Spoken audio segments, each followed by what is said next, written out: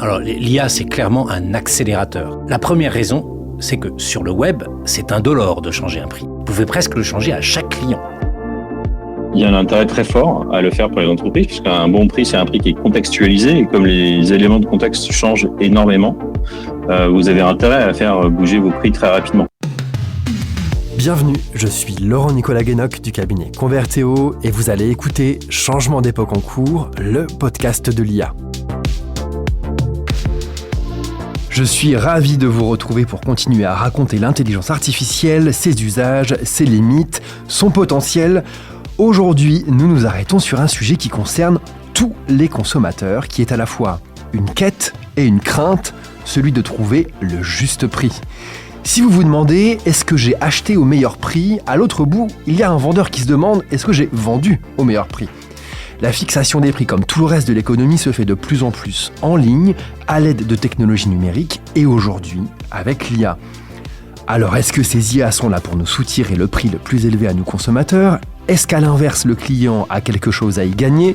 Pourquoi et comment les entreprises utilisent-elles les algorithmes pour fixer leurs prix ? On va essayer de faire le point et pour y arriver, j'ai deux éclaireurs avec moi. Benoît Rothenbourg, bonjour. Bonjour. Benoît, vous êtes docteur en mathématiques appliquées, vous dirigez le projet Régal IA au sein de l'Institut national de la recherche en sciences et technologies du numérique, l'INRIA. Vous êtes un expert des algorithmes de fixation des prix et de leur audit. On va en parler. Merci d'être avec nous. À vos côtés et à distance, j'ai le plaisir de recevoir Jérôme Laurent. Bonjour. Bonjour. Vous êtes le cofondateur de l'entreprise Pricing Hub qui commercialise une solution logicielle dédiée à la gestion des politiques tarifaires par les entreprises. Et vous allez justement nous aider à comprendre comment tout ça fonctionne. Merci d'être avec nous, Jérôme. Alors pour démarrer, messieurs, je voudrais qu'on commence par un petit peu de pédagogie. Et une question très simple, je ne sais pas si la réponse l'est, à vous de me dire, mais qu'est-ce qu'un bon prix ? Jérôme, peut-être pour commencer ? Je dirais qu'un bon prix, c'est un prix qui est juste, un prix qui est bien construit, qui est juste pour le consommateur. Benoît ? Et pour démarrer la contradiction, je dirais un bon prix, c'est aussi un prix qui est facile à expliquer de la part de celui qui est en face du consommateur, le pricing manager ou le vendeur dans une boutique. Un bon prix, c'est un prix qu'il assume. Alors, avant de se demander comment les prix bougent et quel rôle l'IA joue dans ces mouvements de prix, je voudrais que vous nous aidiez à comprendre qu'est-ce qui pousse une entreprise à vouloir faire bouger ses prix. Pourquoi une entreprise a intérêt, par moment, à faire varier sa politique tarifaire ? Jérôme ?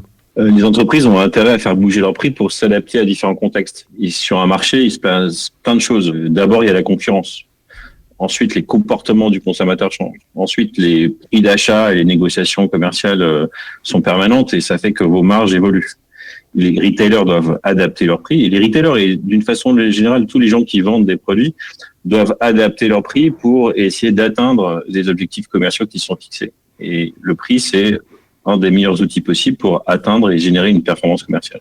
Donc l'entreprise fait bouger ses prix pour s'adapter à sa structure de coûts, pour s'adapter aussi à ce qu'un consommateur à un moment donné est prêt à payer, Benoît ? Oui, alors je crois que, je vais prendre un exemple très classique qui est la SNCF. Les prix bougent, disons de 80 jours avant le départ du train jusqu'au jour de départ du train. Les prix bougent lentement mais sûrement. Trop vite pour certains, pas assez vite pour d'autres, mais les prix bougent. Du coup, si la SNCF fait bouger son prix, c'est aussi pour s'adapter à deux grandes familles de clients. Ceux 80 jours avant, qui sont prêts à changer, qui sont prêts à s'organiser pour payer le moins cher possible. Et puis ceux au dernier moment, qui quelque part ont un peu plus de moyens en général, ça peut être pour le business qui voyage, etc., et sur lequel on peut se permettre un prix un peu plus élevé. Donc, bouger le prix, c'est finalement s'adresser à deux personnes différentes. Et on aurait un seul prix pour les deux, que ça serait dommage, ça serait trop cher pour l'un, et peut-être pas assez cher pour l'autre. Donc voilà, bouger son prix, c'est aussi parler à deux segments clients différents. Alors, avec l'exemple des transports, qui je pense un peu l'exemple le plus courant, celui auquel on est le plus confronté en tant que consommateur, on se rend aussi compte que le prix vient aussi pas uniquement refléter une structure de coût, mais aussi peut-être permettre de gérer des stocks. Un prix baisse ou augmente en fonction de la disponibilité. J'ai encore beaucoup de sièges à vendre, je peux me permettre de baisser un peu mes prix. C'est un des cas Jérôme, où les entreprises peuvent avoir intérêt à faire baisser un petit peu les prix? C'est un des cas d'usage très très courant parce qu'en fait le stock coûte très très cher. Alors dans l'industrie du tourisme, ça fait un peu plus de 40 ans depuis les années 80 que le yield management, donc l'adaptation du prix en fonction du stock existe. Chez les retailers et les distributeurs, c'est la même chose. En fait, le stock coûte très très cher et en fait ils doivent gérer la saisonnalité de leurs produits. Donc typiquement dans un distributeur de produits sportifs, à la fin de la saison été, il veut plus avoir des kayaks qui sont très volumineux, qui prennent beaucoup de place dans l'entrepôt sur les bras. Il faut que ça ait disparu. Donc c'est un des critères clés, effectivement, la gestion du stock. C'est un attribut clé dans la fixation du prix.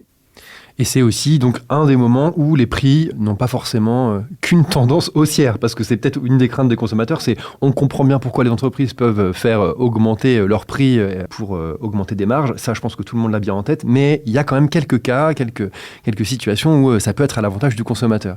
Avant d'arriver au rôle que joue l'IA, peut-être juste un tout petit peu de perspective historique, céder des mathématiques pour construire ces prix, c'est pas nouveau.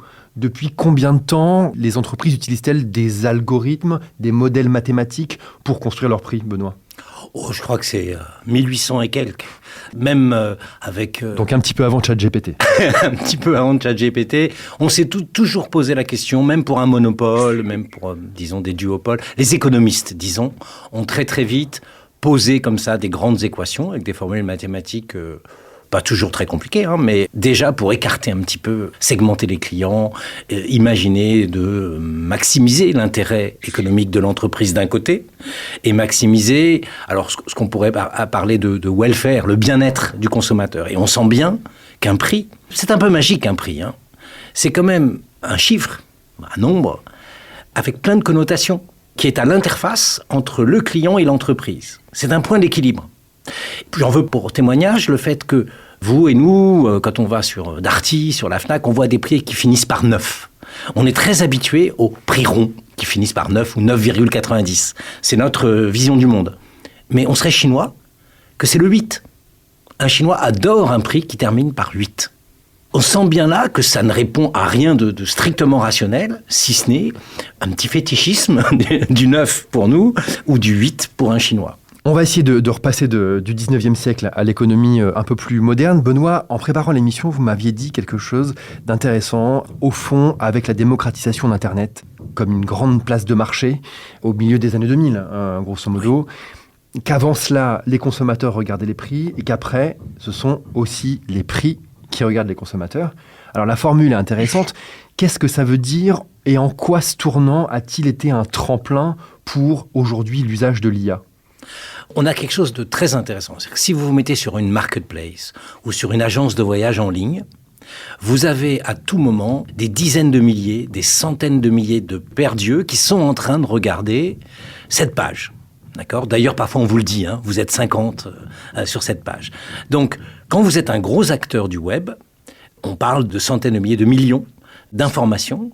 Si je regarde la décision prise par ces millions de personnes, d'acheter ou de ne pas acheter, j'ai une richesse statistique, je peux prévoir le comportement.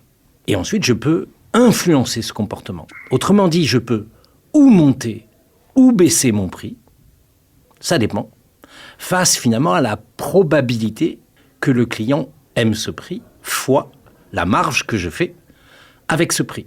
Et je peux prendre une sorte de décision optimale, idéale, parce qu'avec 1 million de personnes en face de moi, j'ai même pas besoin de faire des probabilités. Je regarde la moyenne. Et ça, c'est nouveau. Et ça, c'est très important de voir que si vous avez un tout petit site web avec 5 personnes, ou même une boutique, vous voyez 3 personnes passer dans la journée, c'est très difficile de savoir s'il faut que je baisse ou que je monte mon Samsung. Mais avec 1 million de personnes, je n'ai plus de débat. Je peux faire des expériences. Je peux le lundi changer un petit peu le prix, le mardi le baisser. Et à la fin, je peux savoir mon prix idéal, mon juste prix, au sens de ce que la masse de clients est prêt à vouloir et ce que moi, je veux d'un point de vue économique. Jérôme, c'est l'un des métiers de votre société de Pricing Hub, c'est justement d'être en capacité d'analyser ces grands volumes de données en ligne pour en tirer des conclusions. C'est correct, formulé comme ça ? Aujourd'hui, un pricing que je considère moi comme moderne, c'est un pricing qui comprend en fait et qui mesure la sensibilité prix du consommateur et qui fixe un prix ou sur la concurrence ou une construction de marge, mais aussi qui prend cette dimension consommateur en compte. Et c'est pour ça que je le disais au début, je pense qu'un bon prix, c'est un prix juste, et un prix juste, c'est un prix qui prend en compte, en fait, la propensité du consommateur à acheter un produit à tel prix. Dans le jargon, on appelle ça l'élasticité prix. Aujourd'hui, c'est un point critique. L'élasticité prix, un petit point de définition, parce que c'est un élément qui est un peu important dans la discussion, c'est un peu technique. Si sur 50 personnes, s'il y en a 10 qui voulaient mon Morito à 7 € et que je passe mon Morito à 8 €, combien de personnes ne vont plus vouloir de mon Morito? Et donc, c'est quelque part l'effet sur le volume de demande d'une variation de prix. Et on appelle ça l'élasticité. Et c'est donc en général négatif, puisque plus j'augmente mon prix, plus je baisse ma demande. Et ce qui est assez fantastique sur le web, c'est qu'on est capable de mesurer, non pas une élasticité absolue, un gros chiffre sacré, ma boîte a une élasticité de -3. Non. C'est l'élasticité du lundi matin. Pour telle famille de produits, mis à côté de tel autre type de produit. On a des élasticités dites croisées, entre tel ou tel produit et tel ou tel segment de marché, quelque part. Et je peux avoir l'élasticité selon plein d'informations. Et ça, c'est vraiment une richesse pour les outils, dont évidemment celui de Pricing Hub, mais même pour des raisonnements, pour de la compréhension du comportement client. C'est une mine d'or, en fait. Alors, il y a beaucoup d'acteurs qui sont en capacité de collecter cette donnée, mais ils ne sont pas tous en situation égale. Si je vends très peu de produits sur mon site internet, j'ai un terrain d'expérimentation qui est un petit peu plus limité. Si je suis Amazon, c'est très différent. Si je suis un comparateur de prix, c'est encore différent. Est-ce qu'on peut essayer de déplier un petit peu ce sujet, Jérôme? Prenons peut-être la question des comparateurs de prix. Quel rôle jouent ces acteurs aujourd'hui sur Internet? Ils sont assis sur une donnée qui est très intéressante et très spécifique. Les comparateurs de prix, leur rôle, c'est d'agréger un maximum d'informations et d'offres et de montrer, en fait, ils ont un rôle de transparence sur le marché et de montrer quels prix sont disponibles pour quels produits. Donc, les comparateurs, on en a beaucoup dans l'industrie du tourisme, un peu moins dans la grande distribution alimentaire ou autre.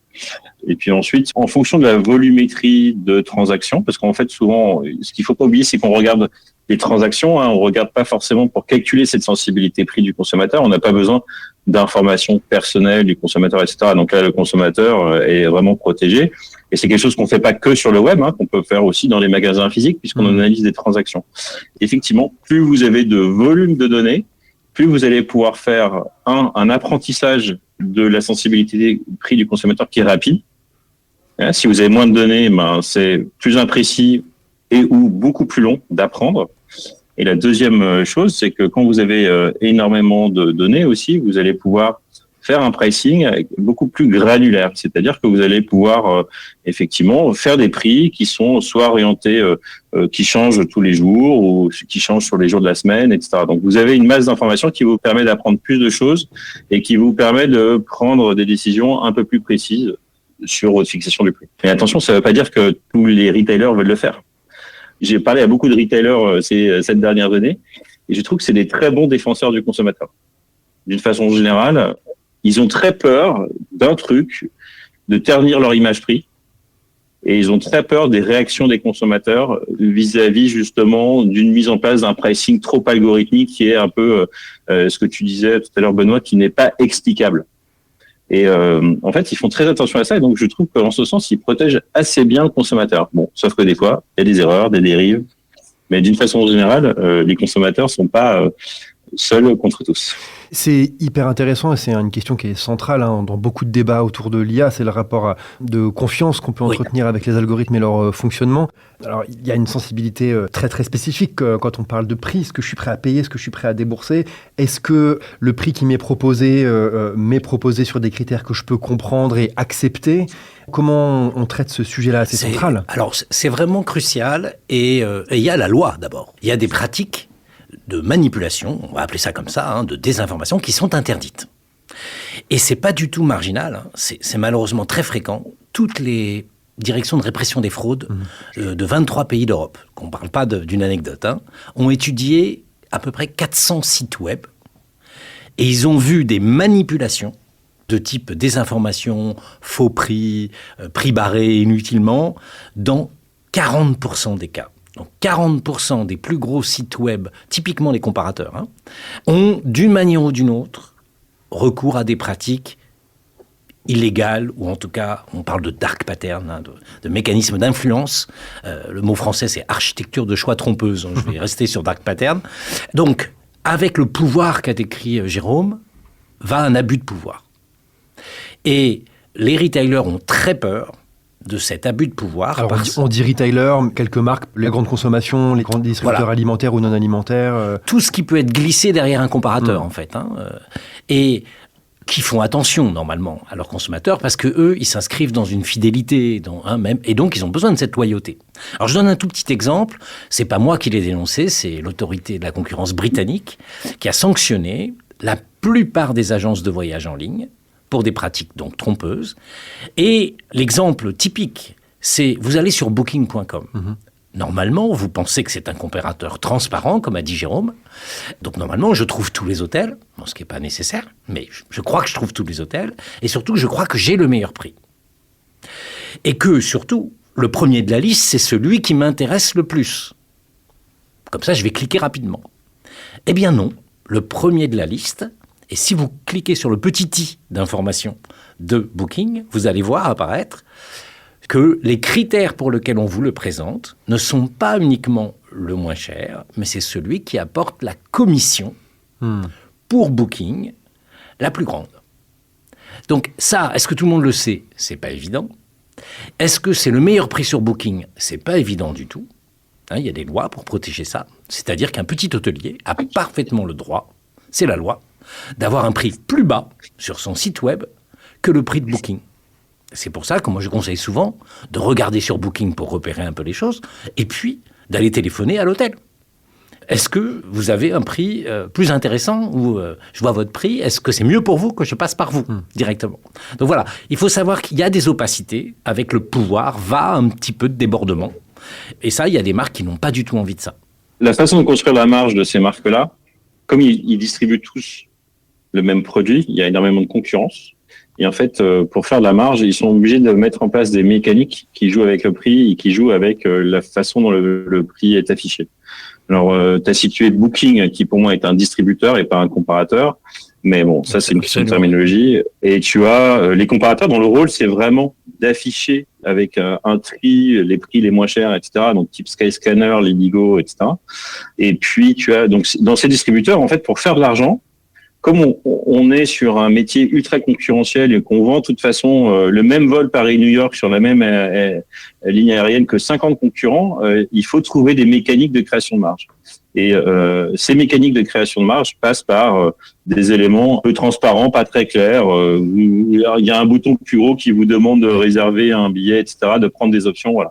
Je pense que c'est très, très particulier à l'industrie du tourisme, et que quand même dans le retail traditionnel, la distribution alimentaire ou de produits manufacturés, etc., on n'est pas encore arrivé là-dedans. Et c'est très vrai sur le online. Dans un magasin physique, vous avez quand même moins d'espace pour essayer d'orienter le consommateur. Et c'est plus difficile. Alors, je voudrais qu'on parle un peu plus spécifiquement d'IA et du rôle de l'IA. Alors déjà, le premier point, je pense, le premier élément de distinction qu'il faut faire, c'est que quand on parle d'IA en 2025, pour le grand public, on parle d'IA générative, des grands modèles de langage, Mistral, Claude, ChatGPT. Et là, il faut tout de suite dire que dans le domaine de la fixation des prix, les algorithmes d'IA, les technologies utilisées sont un peu différents. C'est une autre branche. Comment vous les qualifiez ? C'est quoi la bonne dénomination ? On parle d'algorithmes de machine learning. Jérôme, quel terme vous mettriez ? D'une façon générale, les familles d'IA, il y en a 14 à peu près. Il y a 14 grandes familles d'IA. Donc effectivement, tout ce qui est IA générative, qui est vraiment à la mode en ce moment, qui est beaucoup utilisé, c'est qu'un des 14 modèles. Et c'est surtout, c'est pas forcément le modèle qui est plus utilisé quand on fixe les prix ou quand on optimise les prix. En fait, il y a presque autant de familles d'IA utilisées qu'il y a de cas d'usage pour le pricing. Donc, pour le pricing, on peut fixer les prix. Pour le pricing, on peut optimiser, par exemple, des promos. Pour le pricing, on peut générer des règles.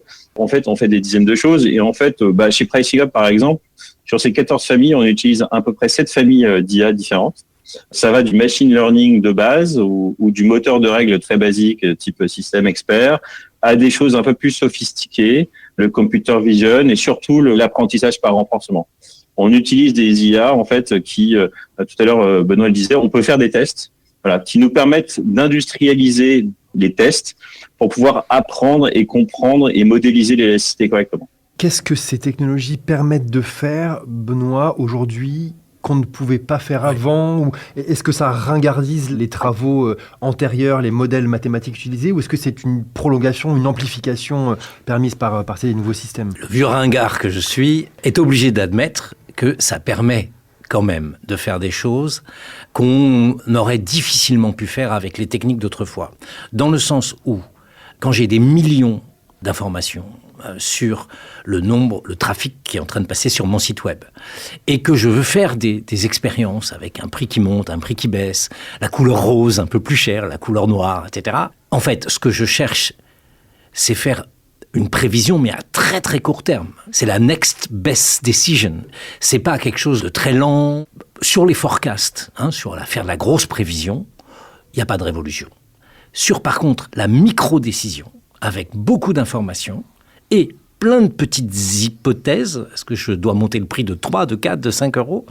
Là, c'est très pratique à faire. Alors, on pourrait y arriver avec des techniques plus traditionnelles, mais là, c'est natif, j'ai envie de dire. On est capable de dire, parmi 4 ou 5 décisions, quelle est la meilleure à prendre. Donc ça, c'est une vraie force. Ça, c'est dans la famille machine learning des années 2010. Si je reformule, on peut faire beaucoup plus d'hypothèses en même temps, à l'échelle, et apprendre beaucoup plus vite. Et je vais même être un peu cynique. Avant, il fallait un docteur en maths pour faire la plupart de ces choses-là. Là, c'est à la portée d'un modeste ingénieur. Et ça change tout. Puisque vous pouvez déployer quelque chose sans vous poser trop de questions. Après, on fait la différence. Évidemment, avoir un peu de recul scientifique, ça fait du bien pour éviter les gros bugs.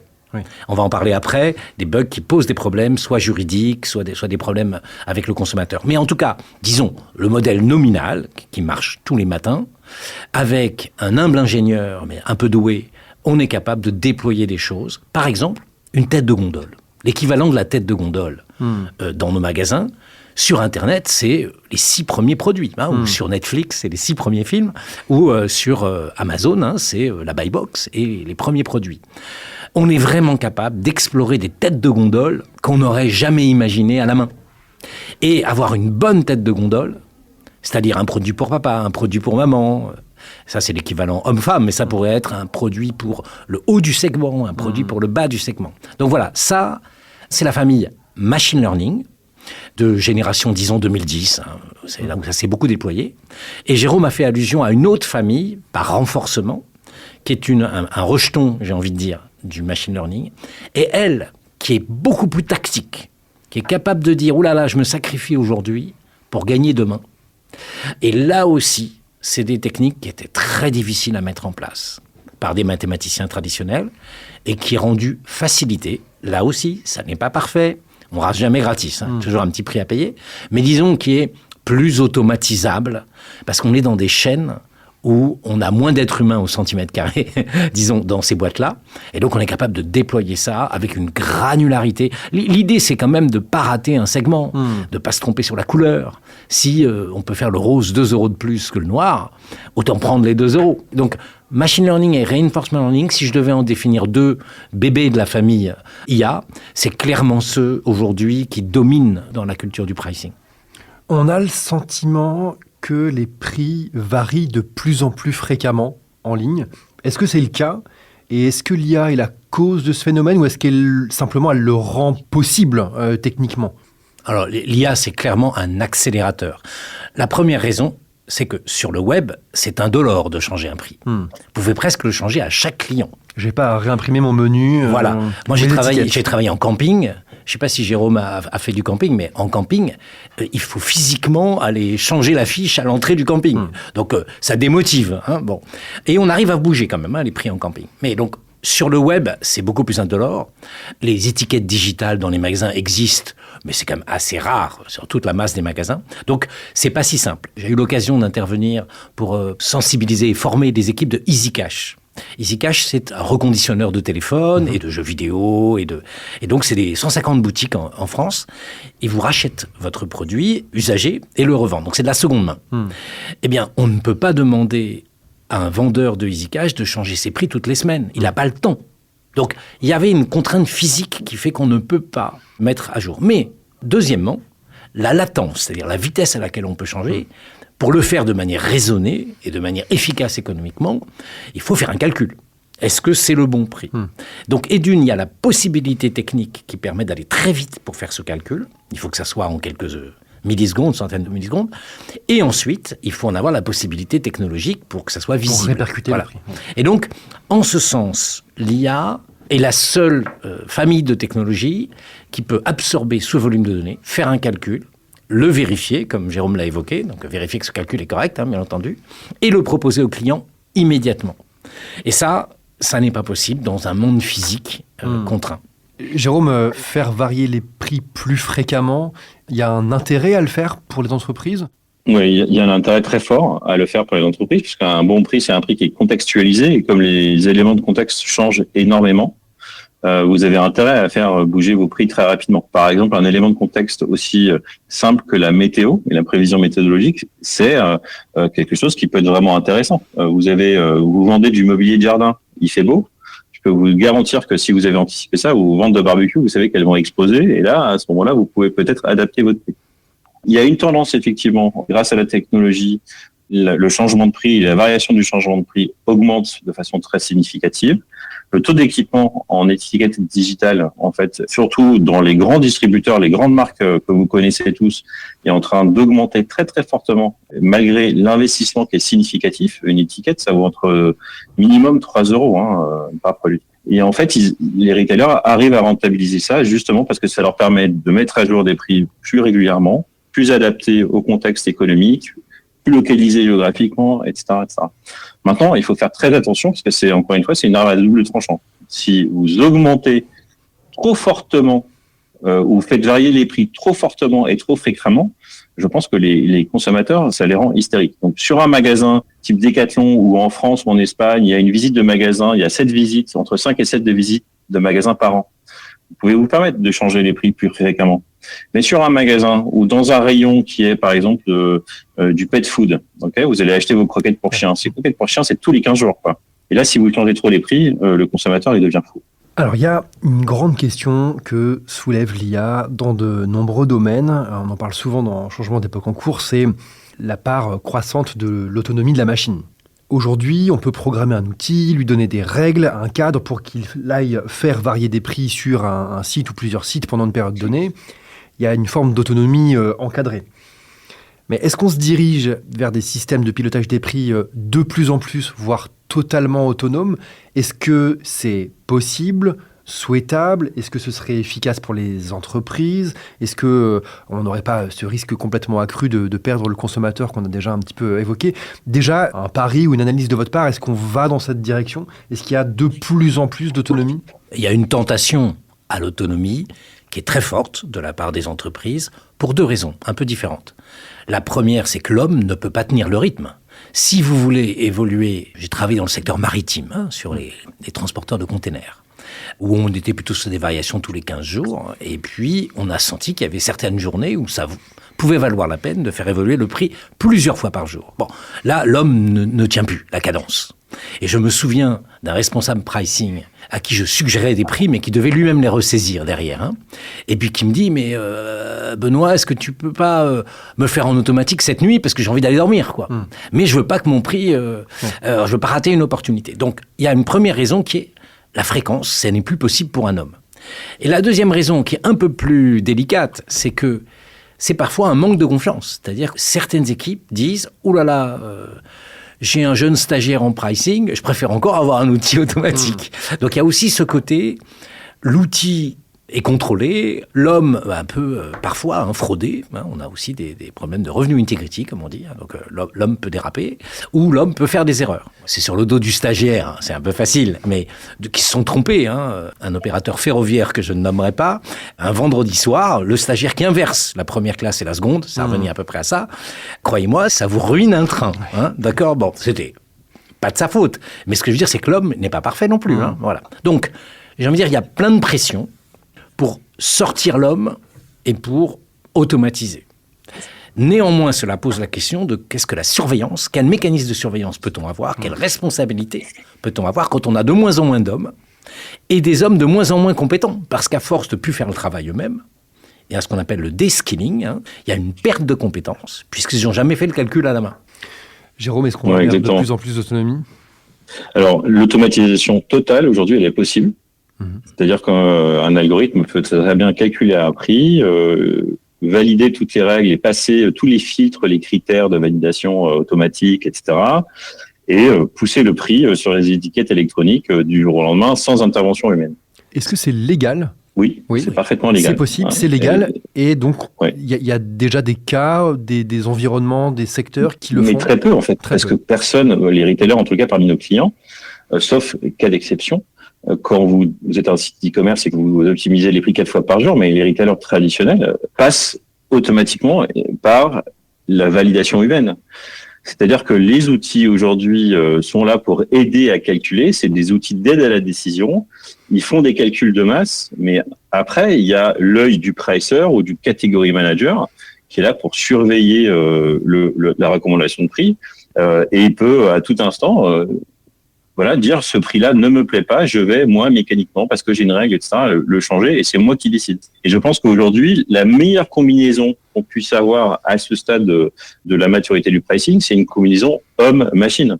Il y a des univers où c'est quasiment automatisé. Je pense que Uber, ça doit être quasiment automatisé parce qu'ils n'ont pas le temps de mettre un homme dans la boucle. Et ça coûterait trop cher. C'est l'équivalent des modérateurs. Ça serait un modérateur de prix, en quelque sorte. Donc, il y a des univers. Je soupçonne qu'Amazon a des grandes parties de ses prix automatisés pour avoir fait des expériences sur des chaînes concurrentes, des marketplaces concurrentes d'Amazon. On a fait bouger les prix de cafetière. Un dimanche soir à 20h, on a mis la cafetière à 10 000 €. On a vu le prix des cafetières d'Amazon évoluer. D'accord. Donc c'est une expérience pour sentir un peu la vitesse de réponse. Mais en tout cas, je pense qu'il y a des acteurs purement digitaux qui ont basculé. On voit des dérapages. Vous aviez donné l'expression d'exception manager comme rôle pour l'être humain. Une petite question d'actualité. On est début avril, on est en pleine tourmente de guerre commerciale. Est-ce qu'une IA peut être utilisée pour fournir des recommandations à des entreprises qui voudraient s'adapter aux nouveaux tarifs douaniers de Donald Trump ? En fait, il faut bien comprendre que l'IA, c'est un outil qui est paramétré par un humain. Et quand vous avez à un moment donné des changements de tarifs douaniers, vous avez des impacts qui peuvent être leur variation de prix d'achat. Et donc là, l'IA automatiquement va avoir une variation de prix d'achat, va ajuster le prix. On va avoir un changement de comportement du consommateur qui fait qu'en fait, s'il y a une répercussion du prix, la taxe est trop importante à ce moment-là, on va peut-être voir une volumétrie de vente de baisser. En fait, l'IA, c'est vraiment un très bel outil pour rapidement s'adapter à un changement de contexte et une variation de contexte. C'est comme ça qu'il faut le voir. C'est pas Nostradamus, elle n'est pas là pour faire des prévisions ou anticiper des trucs incroyables. Et voilà. Est-ce qu'on est aujourd'hui outillé pour bien auditer ces algorithmes ? Est-ce qu'on sait faire et qui peut être chargé d'aller regarder comment ça marche et de s'assurer du respect de la loi, évidemment c'est nécessaire, mais d'une forme d'éthique. Je ne sais pas si le mot fait sens dans cette discussion. Benoît. Alors, d'abord, dans les équipes internes des entreprises, vous avez des services d'audit, ou en tout cas certaines personnes, ça peut être le DPO, le Data Protection Officer, qui ont déjà un rôle interne de surveillance. Et donc ils vont exiger, ils vont avoir un côté équipe bleue, équipe rouge, blue team, red team, ils vont regarder quand même, si c'est pas n'importe quoi. Donc, pourquoi ? Parce que sinon il y aurait un risque. Donc déjà, on le sent, ça se développe dans l'univers bancaire, par exemple, qui est habitué à être régulé. Et même, quelque part, dans les marketplaces, il commence à y avoir ce rôle-là de surveillance. Ensuite, à l'extérieur. Alors, la mauvaise nouvelle, c'est que c'est quand même compliqué d'auditer des marketplaces et qu'on a une asymétrie informationnelle. C'est-à-dire que l'auditeur n'a pas accès à toutes les informations que la grosse plateforme possède. La mauvaise nouvelle, c'est que c'est pas facile. Ça demande vraiment d'être concentré, de créer des enquêtes de nouvelle nature. La bonne nouvelle, c'est que les autorités en sont conscientes. Alors on va regarder quelles autorités. Ça dépend un peu de l'infraction. Quand je parlais tout à l'heure de manipulation de prix, ça c'est typiquement la répression des fraudes. Là, il y a des équipes numériques, il y a une équipe numérique à la répression des fraudes qui petit à petit progresse pour observer ce qui se passe sur Internet et pour prendre en flagrant délit tel ou tel acteur. Quand on est sur le non-respect des droits fondamentaux, l'utilisation d'une variable caractéristiques du consommateur, comme le genre, comme l'âge. Il y a eu une sanction sur Tinder qui faisait des prix qui étaient très liés à l'âge. On comprend pourquoi. Ça devient un peu désespéré d'avoir personne dans sa vie à mon grand âge, si c'était mon cas. Et donc, je serais prêt à payer plus cher Tinder. Ils en avaient abusé. Et il y a eu une class action contre Tinder. Et donc là, voilà, ça, c'est le viol d'un droit fondamental qui est discriminé sur l'âge, sans le prévenir, bien entendu.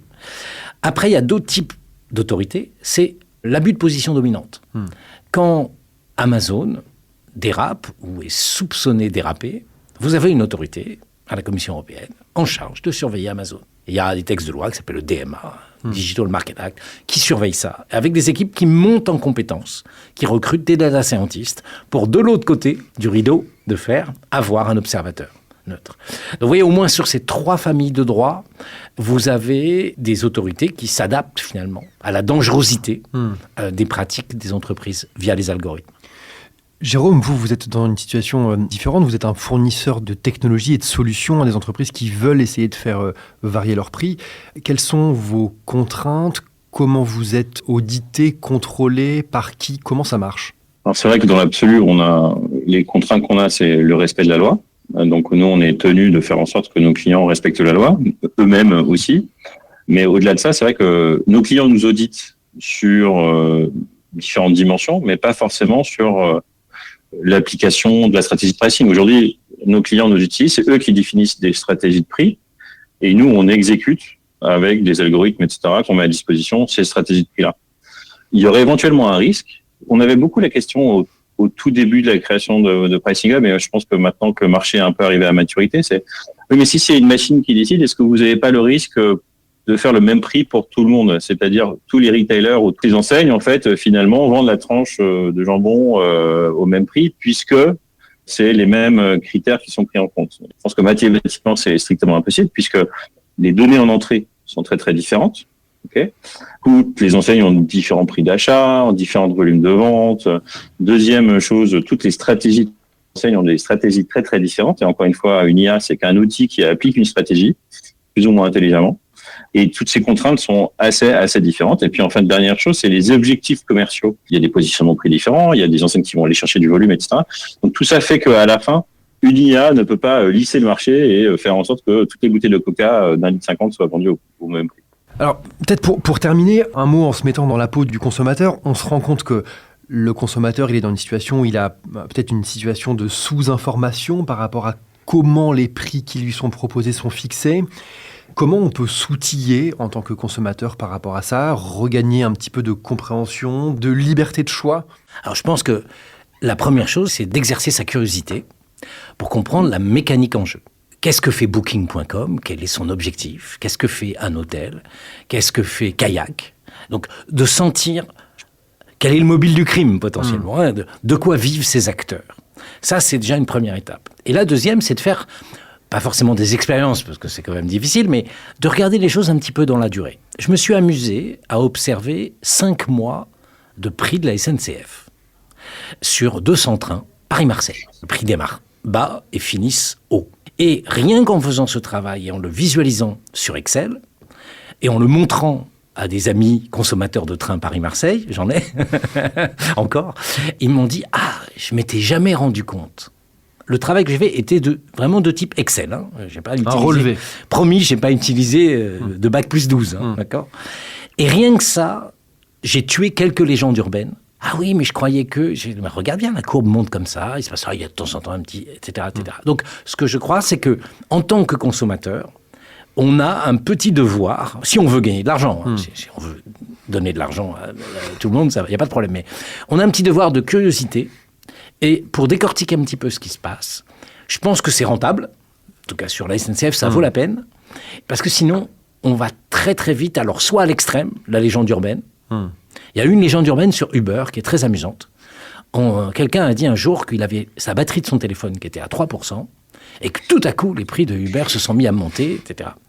Et le PDG d'Uber a dû répondre, tellement la légende Sur le fait que Uber ne faisait pas varier ses prix en fonction de l'état de la batterie des Exactement. utilisateurs. Uber avait l'état de la batterie, mais pour des bonnes raisons. Au cas où il y a une rupture, pour savoir que c'était pas de la faute de la personne, etc. Ça, c'est sûr. Ça fait partie des informations qui sont partagées par l'utilisateur Et c'est ça qui avait à l'application. levé le côté conspi, quoi. C'est il a ça et en plus les prix montent. Et en fait, on a montré, alors encore une fois, peut-être que c'est extrêmement bien déguisé, mais on a montré que ce qui a plus de chances d'arriver, c'est que quand est-ce que votre batterie est à plat ?